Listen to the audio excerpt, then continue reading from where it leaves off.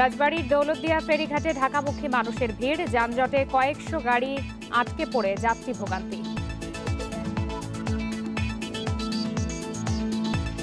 ইঞ্জিনকে রাখি কর্মক্ষম ও সুরক্ষিত। সাউদি লুব্রিক্যান্টস, ভাবনাহীন পথ চলায়। সমগ্র বাংলাদেশে আপনাদের সবাইকে আমন্ত্রণ জানাচ্ছি আমি ফারহানা লোপা। শিরোনাম জানাচ্ছিলাম, এবার চলে যাচ্ছে বিস্তারিত খবরে। হল খুলে দেওয়ার দাবিতে ঢাকা বিশ্ববিদ্যালয়ের শহীদুল্লাহ ও অমর একুশে হলে প্রবেশ করে বিক্ষোভ করেছেন শিক্ষার্থীরা। এদিকে প্রশাসনের নির্দেশনা উপেক্ষা করে জাহাঙ্গীরনগর বিশ্ববিদ্যালয়ে আন্দোলনরত শিক্ষার্থীরা সকাল 10টার মধ্যে হল ছেড়ে যাননি। উল্টো দুপুর 1টার দিকে আন্দোলনকারীরা বিক্ষোভ মিছিল নিয়ে বঙ্গমাতা বেগম ফজিলাতুন্নেসা মুজিব হলের তালা ভেঙে ভেতরে প্রবেশ করেন। এমন পরিস্থিতিতে বিশ্ববিদ্যালয়ের পুরাতন রেজিস্ট্রার ভবনে জরুরি বৈঠকে বসেছেন হল প্রভোস্টরা। সেখান থেকে পরবর্তী করণীয় ঠিক হবে বলে জানিয়েছেন তারা। এর আগে সকাল 10টার মধ্যে বিশ্ববিদ্যালয়ের আবাসিক হল ছেড়ে দিতে শিক্ষার্থীদের নির্দেশ দেওয়া হয়। এতে সাড়া না দেয়ায় প্রভোস্ট ও প্রক্টররা হলে হলে গিয়ে শিক্ষার্থীদের বোঝানোর চেষ্টা করেন, কিন্তু হল না ছেড়ে আন্দোলন চালিয়ে যাওয়ার বিষয়ে অনড় শিক্ষার্থীরা।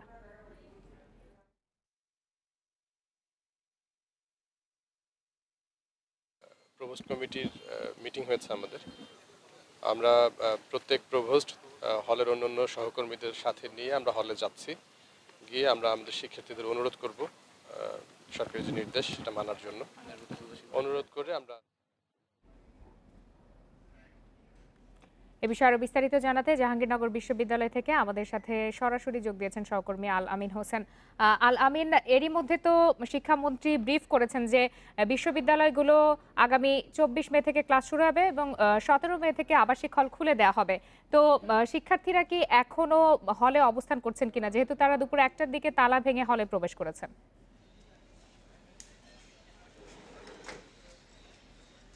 তারা আসলে আমরা এই একই প্রশ্ন সাধারণ শিক্ষার্থীদের কাছে করেছিলাম, তাদের কাছে জানতে চেয়েছিলাম 17 মে সরকার পক্ষ থেকে একটি ঘোষণা আসছে হল খুলে দেওয়ার, সেই সিদ্ধান্তের সাথে তারা একমত কিনা। তারা বলছেন যে বাংলাদেশের অন্য বিশ্ববিদ্যালয়গুলোর চেয়ে জাহাঙ্গীরনগর বিশ্ববিদ্যালয়ের পরিস্থিতি কিছুটা ভিন্ন। আপনি জানেন গেল শুক্রবার রাতে শিক্ষার্থীদের সাথে গ্রামবাসীর সংঘর্ষ এবং সেখানে 30 জনের মতো আহত হয়েছে। তারা দাবি করেছেন যে তারা নিরাপত্তাহীনতায় ভুগছেন এবং যার কারণে তাদের আসলে আশেপাশের যে গ্রামগুলোতে অবস্থান করতেন সেখানে তাদের থাকা সম্ভব না।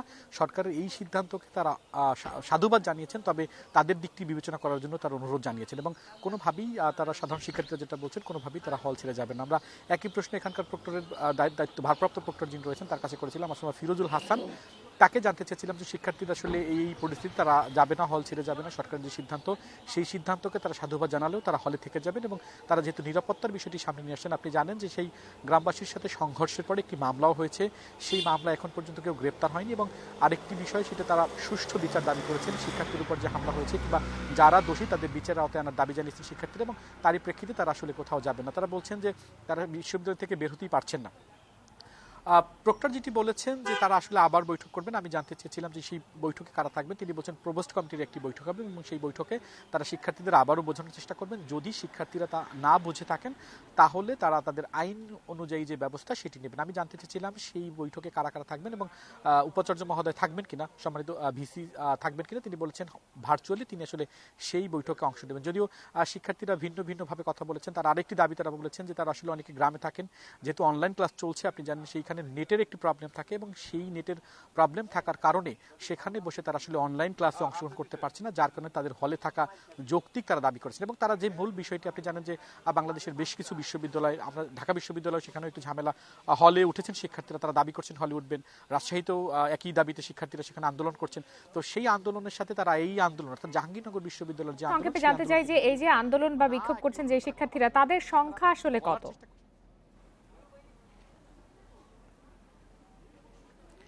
এখন দেখুন যে আমরা যদি বলি তাহলে সেই সংখ্যাটা স্পেসিফিকভাবে বলা যাবে না। বেশ কিছু শিক্ষার্থী ক্যাম্পাস যেহেতু গত বছর বন্ধ হয়ে গেছে 17 মার্চ, তারপরে হল বন্ধ হয়ে গেছে এবং এর পরবর্তীতে বেশ কিছু শিক্ষার্থীরা চাকরির জন্য পড়াশোনা করেন কিংবা টিউশন করে থাকেন, তারা কিন্তু আশেপাশের যে গ্রাম রয়েছে, আমরা যদি ইসলামনগরের কথা বলি, যেই গ্রামবাসীর সাথে সংঘর্ষ হয়েছে সেই গেরুয়া গ্রামের কথা বলি, সেখানে কিন্তু মেসে কিংবা বাসাবাড়ি নিয়ে তারা ভাড়া সেখানে থাকতেন এবং পরবর্তীতে গেরুয়া গ্রামবাসীর সাথে যখন সংঘর্ষ হয়েছে আশেপাশের গ্রামের শিক্ষার্থী যারা ছিল তারা কিন্তু ঢাকায় মানে ক্যাম্পাসে চলে এসেছে এবং ক্যাম্পাসে এসে তারা তালা ভেঙে এর আগেও তালা ভেঙে তারা সেখানে অবস্থান নিচ্ছে এবং আজকেও একটি হলে আমরা যতটুকু জানি এর আগে আমাদের কাছে যে এখন পর্যন্ত তথ্য আছে সেখানে একটি নারী হল ফজিলাতুন্নেসা হলে সেখানে অন্তত 20 থেকে 25 জন ছাত্রী শিক্ষার্থী সেখানে তারা তালা ভেঙে হলে প্রবেশ করছেন, এরকম একটি তথ্য আসলে আমাদের কাছে আছে। এবং স্পেসিফিক আসলে কি পরিমাণ কতজন আসলে এর সাথে সম্পৃক্ত, কারা কারা সম্পৃক্ত, অনেকেই আসলে ঢাকার ক্যাম্পাস ছেড়ে চলে গেছেন, অনেকেই তারা আসলে এই আন্দোলনের সাথে সক্রিয়। তবে আশেপাশে গ্রামে যারা মেসে ছিলেন, ভাড়া ছিলেন, কিংবা যারা বিভিন্ন চাকরির প্রতিযোগিতামূলক পরীক্ষা দিয়েছেন এবং যারা টিউশন করতেন তারা কিন্তু থেকেছেন। মূলত তারাই আসলে এই যে বিক্ষোভটি করছেন মূলত হলে থাকার এবং নিরাপত্তার দাবিটিকে সামনে নিয়ে তারা আসলে হলে থাকার একটি অনুরোধ প্রশাসনের প্রতি করেছেন, পাশাপাশি সরকারের প্রতি আহ্বান জানিয়েছেন। সহকর্মী আল আমিন হোসেন জানাচ্ছিলেন জাহাঙ্গীরনগর বিশ্ববিদ্যালয় থেকে। এদিকে আবাসিক হল খুলে দেওয়ার দাবিতে দেশের আরও কয়েকটি বিশ্ববিদ্যালয়ে বিক্ষোভ করেছেন শিক্ষার্থীরা। শিক্ষা কার্যক্রম ব্যাহত হওয়া ও নিরাপত্তা নিয়ে শঙ্কার কথা তুলে বিক্ষোভ হয়েছে কুষ্টিয়া, সিলেট ও রাজশাহীতেও। দ্বিতীয় দিনের মতো কুষ্টিয়া ইসলামী বিশ্ববিদ্যালয়ের আবাসিক হল খুলে দেওয়ার দাবিতে বিক্ষোভ মিছিল করেন শিক্ষার্থীরা। সকালে ক্যাম্পাসের ডায়না মোড় থেকে বের করা মিছিলটি ক্যাম্পাস ঘুরে অবস্থান নেয় প্রশাসনিক কার্যালয়ের সামনে। হলের বাইরে নিরাপত্তা নিয়ে শঙ্কার কথা জানিয়ে দ্রুত হল খুলে দেওয়ার দাবি জানান আন্দোলনকারীরা। সিলেট শাহজালাল বিজ্ঞান ও প্রযুক্তি বিশ্ববিদ্যালয়ের শিক্ষার্থীরা হল খুলে দিতে কর্তৃপক্ষকে 23 ফেব্রুয়ারি পর্যন্ত সময় বেঁধে দিয়েছেন। এর মধ্যে যথাযথ ব্যবস্থা নেওয়া না হলে আন্দোলন শুরুর হুঁশিয়ারি দেন তারা। এদিকে সকাল থেকে হল খুলে দেওয়ার দাবিতে বিক্ষোভ করেছেন রাজশাহী বিশ্ববিদ্যালয়ের শিক্ষার্থীরা। পরে প্রশাসনের আশ্বাসে আন্দোলন স্থগিত করা হয়।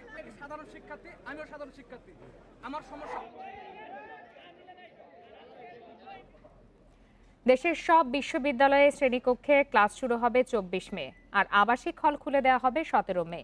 ক্লাস শুরুর আগ পর্যন্ত কোনো পরীক্ষা অনুষ্ঠিত হবে না বলে জানিয়েছেন শিক্ষামন্ত্রী দীপু মনি। করোনার কারণে 11 মাস ধরে বন্ধ সব পাবলিক বিশ্ববিদ্যালয়। অনলাইনে একাডেমিক কার্যক্রম পরিচালনা করা হলেও যুক্ত হতে পারেননি বেশিরভাগ শিক্ষার্থী।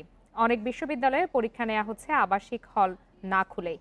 তাই হল খুলে দেওয়ার দাবিতে আন্দোলন করছেন বেশ কয়েকটি পাবলিক বিশ্ববিদ্যালয়ের শিক্ষার্থীরা। এ অবস্থায় 24 মে দেশের সব বিশ্ববিদ্যালয়ে শ্রেণীকক্ষে ক্লাস শুরুর সিদ্ধান্ত নিয়েছে শিক্ষা মন্ত্রণালয়। তার 7 দিন আগে খুলে দেওয়া হবে আবাসিক হলগুলো।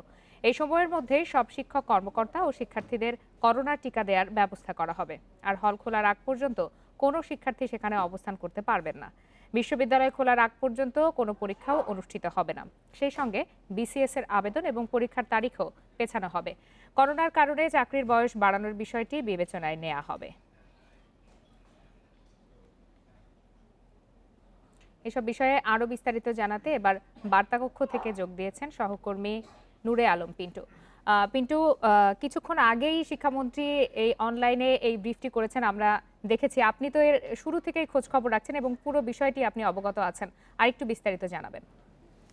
আজকের বেশ কিছু গুরুত্বপূর্ণ বিষয়ে সিদ্ধান্ত নেওয়া হয়েছে যে আবাসিক হল খোলার জন্য আমরা দেখছি যে ঢাকা বিশ্ববিদ্যালয়ের শিক্ষার্থীরা তারা প্রায় 2 মাস ধরেই বিক্ষিপ্তভাবে আন্দোলন করে আসছিল। আর গত 3 থেকে 4 দিন ধরে জাহাঙ্গীরনগরের বিশ্ববিদ্যালয়ের শিক্ষার্থীরাও আন্দোলন করছেন। সেই সঙ্গে গত 2 দিন ধরে আমরা দেখছি যে দেশের বিভিন্ন বিশ্ববিদ্যালয়ের শিক্ষার্থীরা আন্দোলন করছে যে আবাসিক হল খুলে দেওয়ার জন্য। তাদের মূল দাবি হচ্ছে যেহেতু বিশ্ববিদ্যালয়গুলোতে পরীক্ষা নেওয়া হচ্ছে, তো এই পরীক্ষা নেওয়ার সময় তাদেরকে এই ক্যাম্পাসে আশেপাশে থাকাটা তাদের জন্য আর্থিকভাবে যেরকম ক্ষতিকর এবং অন্যান্যভাবেও তারা ক্ষতির সম্মুখীন হচ্ছে। বিশেষ করে ঢাকা বিশ্ববিদ্যালয়ের শিক্ষার্থীরা বলছিল যে ক্যাম্পাসের বাইরে তাদেরকে বাসা ভাড়া নিয়ে থাকতে হলে অনেক টাকার প্রয়োজন হচ্ছিল। তো এসব কারণে মূলত তারা এই আবাসিক হল খুলে দেওয়ার একটা দাবি জানিয়ে আসছিলেন। আর সেই সঙ্গে এই আগামী মার্চ মাসে 41তম বিসিএস এর প্রিলিমিনারি পরীক্ষা অনুষ্ঠিত হওয়ার কথা ছিল। 43তম বিসিএস এরও সার্কুলার দেওয়া হয়েছিল। সেই সঙ্গে আরও বেশ কিছু চাকরির নিয়োগের পরীক্ষাও এর মধ্যে হওয়ার কথা রয়েছে। সব মিলিয়ে এই যে বিশ্ববিদ্যালয়ের শিক্ষার্থীদের জন্য আবাসিক হল খোলাটা খুবই গুরুত্বপূর্ণ ছিল। তো এই সব মিলিয়ে আজকে শিক্ষা মন্ত্রণালয়ের পক্ষ থেকে বেশ কিছু সিদ্ধান্ত জানানো হয় যে আগামী 24 মে বিশ্ববিদ্যালয়গুলো খুলে দেওয়া হবে এবং এই 24 মে পর্যন্ত কোনো ধরনের পরীক্ষা বিশ্ববিদ্যালয়গুলো নিতে পারবেন না। সেটি জাতীয় বিশ্ববিদ্যালয় হোক, সেটি ঢাকা বিশ্ববিদ্যালয় হোক, যে কোনো বিশ্ববিদ্যালয় কোনো ধরনের পরীক্ষা নিতে পারবে না। তাদের যে পরীক্ষাগুলো রয়েছে সেগুলো এখানেই স্থগিত করে রাখতে হবে। তার মানে অনলাইনে যে পরীক্ষা নেওয়ার কথা বলা হচ্ছিল বা কিছু কিছু জায়গায় নেওয়া হচ্ছিল সেটি আর এখন কোনোভাবেই সম্ভব হবে না। আপনি আরেকটু জানাবেন যে বলা হয়েছে যে আবাসিক হল খুলে দেওয়ার আগেই সব শিক্ষার্থীকে করোনার টিকা কর্মসূচির আওতায় আনা হবে। এই বিষয়টি আসলে কিভাবে করা হবে সেটির কোনো সুনির্দিষ্ট কর্মসূচি জানতে পেরেছেন কিনা? বিশ্ববিদ্যালয় খোলার জন্য যে 3 মাস সময় নেওয়া হয়েছে সেখানে সুনির্দিষ্টভাবে শিক্ষা মন্ত্রণালয় থেকে জানানো হয়েছে যারা পাবলিক বিশ্ববিদ্যালয়ের শিক্ষার্থী, বিশেষ করে যারা হলে থাকেন, মানে যে বিশ্ববিদ্যালয়গুলোতে আবাসিক হল রয়েছে সেই বিশ্ববিদ্যালয়গুলোর শিক্ষক এবং শিক্ষার্থীদেরকে এই করোনার টিকা দেয়া হবে এবং সেই সংখ্যাটি হচ্ছে 1,62,000-এর ওপরে শিক্ষক এবং শিক্ষার্থী সহ 1,62,000-এর ওপরে। তো এই শিক্ষক শিক্ষার্থীদেরকে করোনার টিকা দেয়া এই 3 মাসের মধ্যে শেষ করা হবে, তারপরে বিশ্ববিদ্যালয়ের হল খুলে দেওয়া হবে। আর বিশ্ববিদ্যালয় হল খোলার পরে বিশ্ববিদ্যালয়ের একাডেমিক কার্যক্রম সশরীরে শুরু হবে বলে শিক্ষা মন্ত্রণালয়ের পক্ষ থেকে জানানো হয়েছে। সেই সঙ্গে আরেকটি সিদ্ধান্ত জানানো হয়েছে যে এই যে 41তম বিসিএসের যে প্রিলিমিনারি পরীক্ষা সেটি পিছিয়ে যাচ্ছে, পরবর্তীতে এই তারিখটি জানানো হবে এবং সেই তারিখটি অবশ্যই বিশ্ববিদ্যালয় খোলার আগে হবে না, বিশ্ববিদ্যালয় খোলার পরে হবে। আর বিশ্ববিদ্যালয়গুলোর যে ভর্তি পরীক্ষা রয়েছে সেটি অনুষ্ঠিত হবে এই সময়ের মধ্যে, কারণ এরই মধ্যে আমরা দেখেছি যে পাবলিক বিশ্ববিদ্যালয়গুলো তাদের ভর্তি পরীক্ষার তারিখ দিয়ে দিয়েছে, সেই পরীক্ষাগুলো অনুষ্ঠিত হবে, সেইটির সাথে এটির কোনো সম্পর্ক থাকবে না। তবে এই চাকরির পরীক্ষা অর্থাৎ বিসিএসটি স্থগিত থাকবে, বিশ্ববিদ্যালয়ের যে ফাইনাল পরীক্ষাগুলো রয়েছে সেগুলো স্থগিত থাকবে। সেই সঙ্গে বেসরকারি বিশ্ববিদ্যালয়গুলো একই ধরনের নির্দেশনার আওতাভুক্ত হবে বলে শিক্ষা মন্ত্রণালয়ের পক্ষ থেকে স্পষ্টভাবে জানানো হয়েছে। বেসরকারি বিশ্ববিদ্যালয়গুলো কোনো ধরনের সশরীরে পরীক্ষা এখন নিতে পারবেন না, তারাও 24শে মে তাদের ক্যাম্পাস খুলবেন। আর এই যে করোনার টিকা সেটি শুধুমাত্র পাবলিক বিশ্ববিদ্যালয়ের যে বিশ্ববিদ্যালয়গুলোতে আবাসিক হল রয়েছে সেই বিশ্ববিদ্যালয়গুলো শিক্ষক শিক্ষার্থীদেরকে অগ্রাধিকার ভিত্তিতে এই 3 মাসের মধ্যে দেয়া হবে। বার্তা কক্ষ থেকে জানাচ্ছিলেন সহকর্মী নূরে আলম পিন্টু। চট্টগ্রামের শাহ আমানত আন্তর্জাতিক বিমানবন্দরে পরিত্যক্ত অবস্থায় প্রায় 17.5 কেজি ওজনের স্বর্ণের বার জব্দ করেছে কাস্টমস ও গোয়েন্দা সংস্থা এনএসআই। সকালে আবুধাবি থেকে আসা একটি ফ্লাইট থেকে এসব স্বর্ণ উদ্ধার করা হয়। কাস্টমস কর্মকর্তারা জানান, সকাল 10:30টার দিকে আবুধাবি থেকে বাংলাদেশ বিমানের BG-128 ফ্লাইটটি শাহ আমানত আন্তর্জাতিক বিমানবন্দরে অবতরণ করে। গোপন খবরে কাস্টমস ও গোয়েন্দা সংস্থার কর্মকর্তারা ওই ফ্লাইটে তল্লাশি চালান। পরে ফ্লাইটের এসি প্যানেলে পরিত্যক্ত অবস্থায় এসব স্বর্ণের বারের সন্ধান মেলে। উদ্ধার করা এসব স্বর্ণের আনুমানিক মূল্য 10 কোটি টাকা।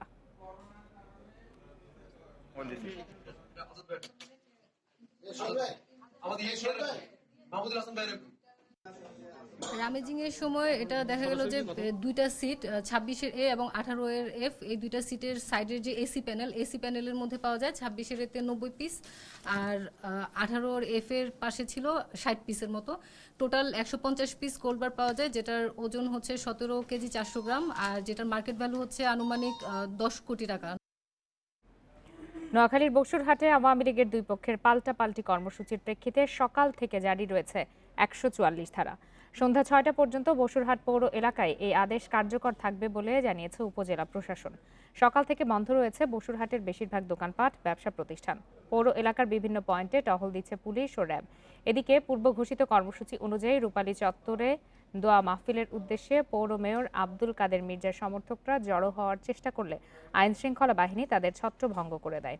অন্যদিকে বিকালে টেকের বাজারে মিজানুর রহমান বাদলের সমর্থকরা প্রতিবাদ সভা করার প্রস্তুতি নিচ্ছে বলে জানা গেছে। তবে যে কোনো ধরনের অপ্রীতিকর পরিস্থিতি এড়াতে সতর্ক অবস্থানে রয়েছে আইনশৃঙ্খলা বাহিনী।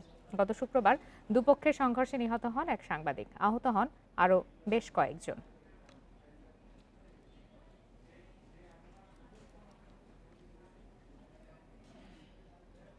টানা 3 দিনের ছুটি শেষে ঢাকামুখী মানুষের চাপে আজও ফেরিঘাটগুলোতে যানজটের সৃষ্টি হয়েছে।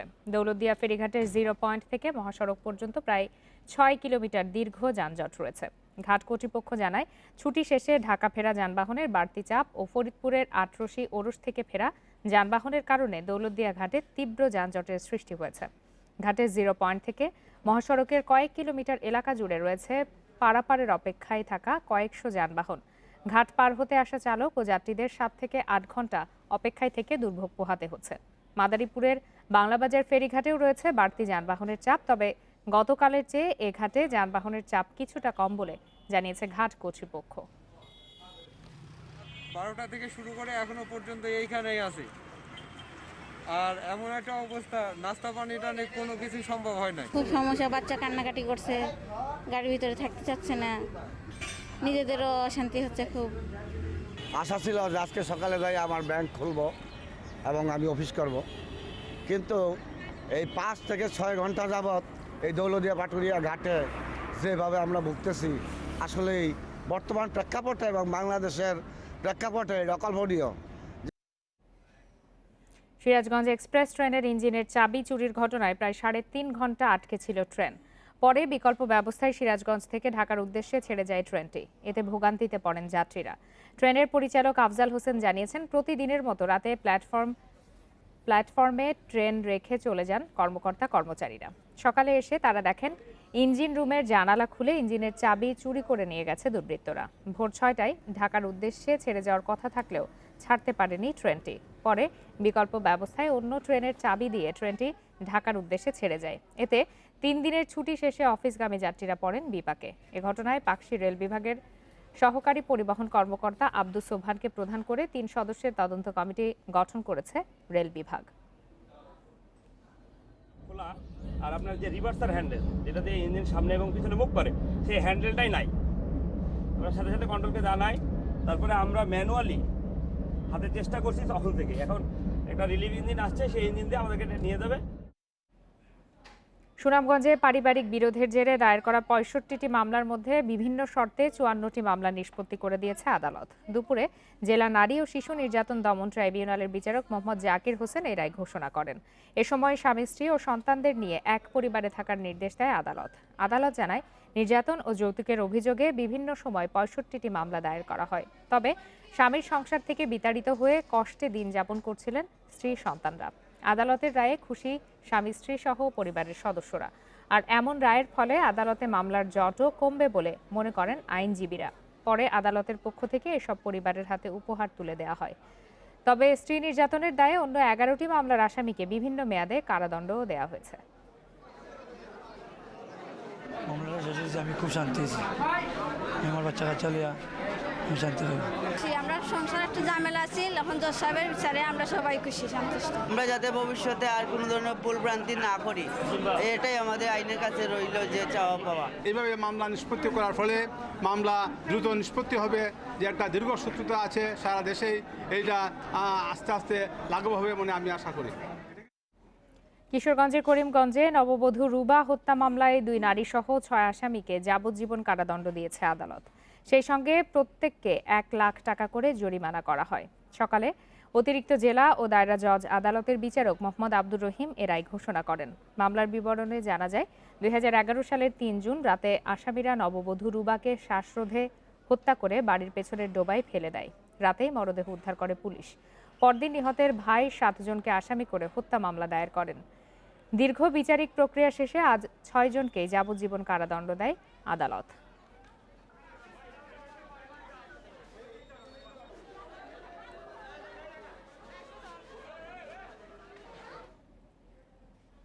সংবাদে আরও একটা বিরতি নিচ্ছে, আর বিরতির পর ফিরে এসে আরও যা থাকছে। সুন্দরবনে আবারও বেড়েছে চোরা শিকারীদের দৌরাত্ম্য। হাত পেতে ও গুলি করে চলছে বন্যপ্রাণী শিকার। বাগেরহাটের সুন্দরবনে উদ্বেগজনক হারে বেড়েছে চোরা শিকারী চক্রের দৌরাত্ম্য। কখনো ফাঁদ পেতে, আবার কখনো গুলি করে চলছে বন্যপ্রাণী শিকার। হঠাৎ বন্যপ্রাণী হত্যা বেড়ে যাওয়ায় উদ্বেগ জানিয়েছেন বিশেষজ্ঞরা। তবে আইনশৃঙ্খলা বাহিনী বলছে, সুন্দরবনের জীববৈচিত্র্য রক্ষা ও জনসচেতনতা বাড়াতে কাজ করছে তারা। অপার সৌন্দর্যের লীলাভূমি বিশ্ব ঐতিহ্য সুন্দরবন। বঙ্গোপসাগর থেকে বয়ে আসা বাতাস, সেই সাথে গাঢ় সবুজের সমারোহ। এই ম্যানগ্রোভ বনাঞ্চলে অবাধ বিচরণ হরিণ, বাঘ আর পাখপাখালির। প্রকৃতির এমন অকৃপণদানে মুগ্ধ পর্যটকরা। তবে সম্প্রতি বাগেরহাটে বেপরোয়া হয়ে উঠেছে শিকারী চক্র। অবাধে চলছে বন্যপ্রাণী নিধন। কখনো ফাঁদ পেতে, আবার কখনো গুলি করে হত্যা করা হচ্ছে এসব প্রাণী। যারা চামড়া খোলে বা হরিণ ধরে, তারা ধর ওই যেরকম অগো খুলছে না, অগো ওইরকম খোলা উচিত। যারা এগুলা খারাপ কাজ করতেছে তাদের আমরা বিচার চাই। সুন্দরবনের পাশে থাকি আমরা, কোনো জীবজন্তু থাকলে আমরা মারতে দিই না। বন্যপ্রাণী হত্যা বেড়ে যাওয়ায় উদ্বিগ্ন বিশেষজ্ঞরা। একটি অসাধু চক্র গডফাদারদের ছত্রছায়ায় বন্যপ্রাণী নিধনে মেতে উঠেছে। আমরা বন বিভাগকে অনুরোধ করব, অনতিবিলম্বে এসব গডফাদারদেরকে চিহ্নিত করে আইনের আয়তা আনুন। আইন শৃঙ্খলা বাহিনী ও বন বিভাগের কর্মকর্তাদের দাবি, চোর চক্রের তৎপরতা রোধে প্রতিনিয়ত কাজ করছে তারা। আমাদের যে এক্সক্লুসিভ যে প্রোগ্রাম, অর্থাৎ আমাদের যে অপারেশন, সেটা একাধারে জনসচেতনতামূলক এবং অপরাধ প্রতিরোধমূলক হবে এবং এটা অব্যাহতই থাকবে। আমরা টহল জোরদার করেছি, আমাদের টহল জোরদার থাকার কারণে কিন্তু আমরা প্রত্যেকটা অপরাধ আমরা কিন্তু দেখতে পারতেছি। 10 মাসে সুন্দরবনে 2টি বাঘ ও 19টি হরিণের চামড়া উদ্ধার করে আইন শৃঙ্খলা বাহিনী। গ্রেপ্তার করা হয় 37 জনকে। Independent news desk. চট্টগ্রাম ও নাটোরে আলাদা সড়ক দুর্ঘটনায় এক পুলিশ সদস্য সহ 3 জন নিহত হয়েছেন। সকাল 8:30টার দিকে কক্সবাজার থেকে একটি যাত্রীবাহী বাস চট্টগ্রামের দিকে যাচ্ছিল। বাসটি লোহাগড়া চুন্তি বন বিভাগ কার্যালয়ের কাছাকাছি পৌঁছালে পেছন থেকে একটি ট্রাক ধাক্কা দেয়। এ সময় বাসের পেছনের আসনে বসে থাকা 2 নারী যাত্রী ঘটনাস্থলে মারা যান। ঘাতক ট্রাকটিকে জব্দ করা গেলেও পালিয়েছে চালক। এদিকে নাটোরের বড় হরিশপুরে ট্রাকের ধাক্কায় এক পুলিশ সদস্য নিহত হয়েছেন।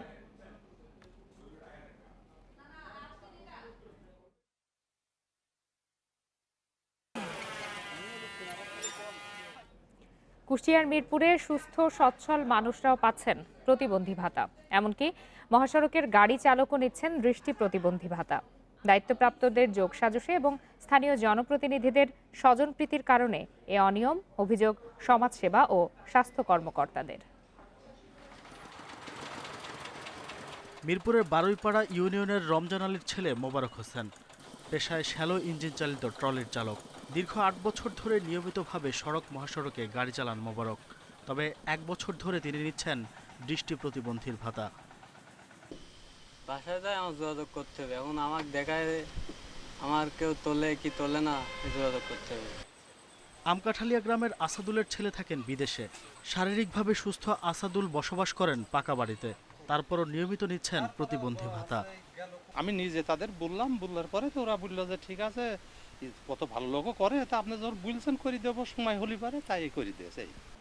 শুধু মোবারক আর আসাদুলে নন, মিরপুরে এমন কয়েকশো সুস্থ ব্যক্তি নিচ্ছেন প্রতিবন্ধী ভাতা। স্থানীয় জনপ্রতিনিধিদের যোগসাজশেই এই অনিয়ম হচ্ছে বলে দাবি সমাজসেবা কর্মকর্তার। এটা ইউনিয়ন কমিটি থেকে আনা হয়, তো এই জন্য ইউনিয়ন কমিটি এটা যাচাই বাছাই করে দেখায়। তাহলে হয়তো বা চেয়ারম্যান অথবা মেম্বাররা যারা আছে তারা এটা হয়তো বা কারচুপি করে দিছে, কিন্তু আমাদের নলেজে নেই। আমাদের নলেজে যদি থাকে তো অবশ্যই আমরা সেটাকে বাতিল করি। সমাজসেবা ওখান থেকে বলার পরে আমরা চৌকিদার দিয়ে এলাকা থেকে লোকজন ডাকায় নিয়ে আসছি, ওনারাই যাচাই বাছাই করে ওনারাই দিয়েছে প্রতিবন্ধী ভাতা। এটা আমরা কোনো ভাতাও দেয়নি, আমাদের সাথে কোনো স্বজনপ্রীত নয়, আমরা জানিও না। অভিযোগ খতিয়ে দেখে জড়িতদের বিরুদ্ধে ব্যবস্থা নেওয়ার আশ্বাস উপজেলা নির্বাহী কর্মকর্তার। সময় আছে অনেকে প্রতিবন্ধকতার অভিনয় করে, এইগুলো আসলে একজন ডাক্তারের পক্ষে ভিজুয়ালি ওইভাবে যাচাই করা সম্ভব হয় না। এটা আসলে অত্যন্ত বেশি অনাকাঙ্ক্ষিত একটি ঘটনা, কারণ যেহেতু একেবারে অসহায় এই মানুষগুলোকে একটা ভাতার আওতায় আমরা আনতে যাচ্ছি, সেখানে এইটাকে বেস করে যদি কেউ এই অনৈতিক কোনো উদ্দেশ্য চরিতার্থ করতে চায়, সেটি অবশ্যই অনাকাঙ্ক্ষিত। মিরপুরে 13 ইউনিয়ন ও 1 পৌরসভায় 5,000-এর বেশি মানুষ বছরে 9,000 টাকা করে সরকারি প্রতিবন্ধী ভাতা পান। Independent news desk. মুন্সিগঞ্জে ঢাকাগামী একটি লঞ্চে অভিযান চালিয়ে 82 মণ জাটকা জব্দ করেছে নৌপুলিশ। গতরাতে ধলেশ্বরী নদীর মুক্তারপুর এলাকায় লঞ্চ থেকে জাটকাগুলো উদ্ধার করা হয়। নৌপুলিশ জানায়, ভোলা থেকে ছেড়ে আসা কর্ণফুলী 4 লঞ্চে বিপুল পরিমাণ জাটকা ইলিশ ঢাকায় আনা হচ্ছে এমন খবরে অভিযানে যায় তারা। এ সময় লঞ্চ থেকে জাটকাগুলো উদ্ধার করা হয়, যার আনুমানিক বাজার মূল্য প্রায় 10 লাখ টাকা। উদ্ধারকৃত জাটকা বিভিন্ন মাদ্রাসা, এতিমখানা সহ দুস্থদের মাঝে বিতরণ করা হয়। নওগাঁর রানীনগর কালীগঞ্জ সড়ক 2 বছরেও সংস্কার শেষ না হওয়ায় বিস্ফোরণ হয়ে দাঁড়িয়েছে স্থানীয়দের কাছে। সড়ক জুড়ে খানাখন্দ আর ধুলাবালিতে নাকাল এলাকাবাসী। সময় মতো কাজ শেষ না করার জন্য সড়ক ও জনপথ বিভাগ দায় চাপাচ্ছে ঠিকাদারি প্রতিষ্ঠানের ওপর।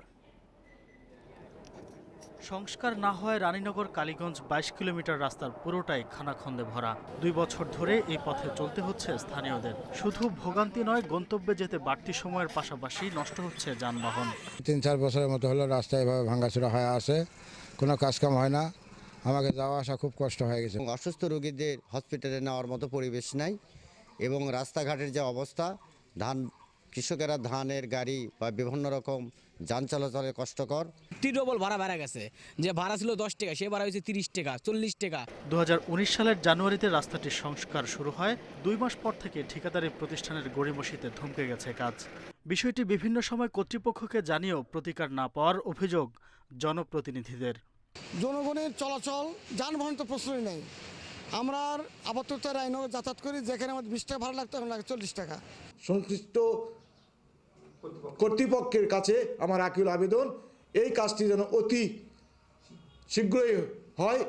100 কোটি টাকার এই প্রকল্পের মেয়াদ ছিল 2020 সালের এপ্রিল পর্যন্ত। সেতু ও কালভার্ট নির্মাণের দায়িত্বে থাকা প্রতিষ্ঠানের দাবি 90% কাজ শেষ করেছেন তারা, আর রাস্তা প্রশস্ত ও উন্নতিকরণের দায়িত্বপ্রাপ্ত প্রতিষ্ঠান করেছে মাত্র 35%। এ বিষয়ে তাদের বক্তব্য পাওয়া যায়নি। জনদুর্ভোগ কমাতে প্রয়োজনে নতুন ঠিকাদারের মাধ্যমে কাজ শেষ করার কথা জানিয়েছে সড়ক ও জনপথ বিভাগ। ঠিকাদারের কিছুটা গাফিলতির কারণে দীর্ঘ সময় ধরে মানুষের ভোগান্তির সৃষ্টি হচ্ছে। ঠিকাদারকে চূড়ান্ত নোটিশ দিয়েছি, হয় তারা কাজ করবে, না হলে আমরা চুক্তি বাতিল করব, জরিমানা আদায় করব, নতুন ঠিকাদার নিয়োগ করে আমরা এই সড়কটার উন্নয়ন কাজ আমরা সমাপ্ত করব। রাস্তাটি দ্রুত সংস্কার করে চলাচলের উপযোগী করার দাবি জানিয়েছে এলাকাবাসী। Independent news desk. শেষ করার আগে শিরোনামগুলো জানিয়ে দিচ্ছি আরও একবার। 24 মে সব পাবলিক বিশ্ববিদ্যালয়ে ক্লাস শুরু, হল খুলবে 17 মে। এর মধ্যে কোনো পরীক্ষা নেওয়া হবে না, জানালেন শিক্ষামন্ত্রী।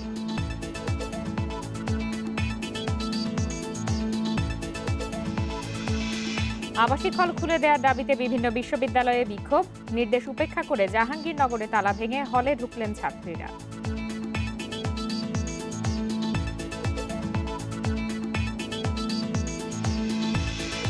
চট্টগ্রাম বিমানবন্দরে বিমানের একটি ফ্লাইট থেকে পরিত্যক্ত অবস্থায় 17.5 কেজি স্বর্ণ জব্দ, লুকানো ছিল এসির প্যানেলে।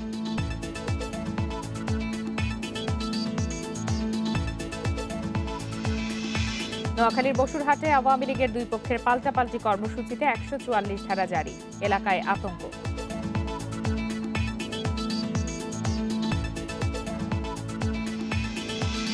রাজবাড়ীর দৌলতদিয়া ফেরিঘাটে ঢাকামুখী মানুষের ভিড়, যানজটে কয়েকশো গাড়ি আটকে পড়ে যাত্রী ভোগান্তি।